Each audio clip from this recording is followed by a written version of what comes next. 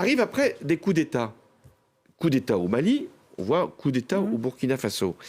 Ces coups d'État, je ne sais pas comment les forces françaises n'en ont pas été informées, mais c'est une autre affaire. Ces coups d'État ont été utilisés par les Russes pour mettre la France dehors.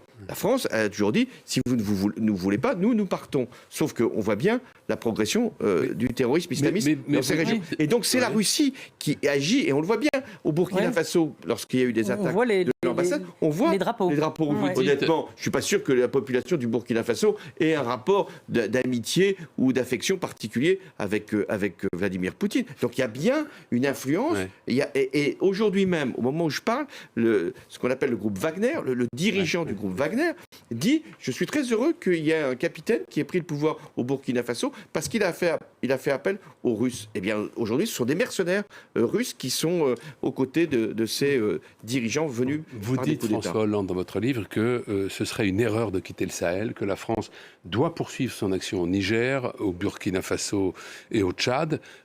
Mais lorsque la présence française n'est plus souhaitée, n'est plus désirée, il n'y a pas d'autre solution que de s'en aller. Que de partir.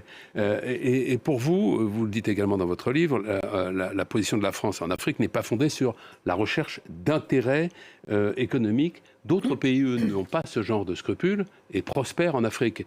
Est-ce que nous sommes naïfs? Non, nous sommes conscients de ce que nous avons dans l'histoire commis, la colonisation, et que nous n'entendons nullement nous imposer comme une force étrangère d'occupation. Et ça, c'est très important à comprendre. Lorsque j'ai pris la décision d'intervenir, de faire intervenir les forces au Mali, je ne cherchais en aucune façon un gain au sens économique du terme, une prédation sur les ressources du Mali.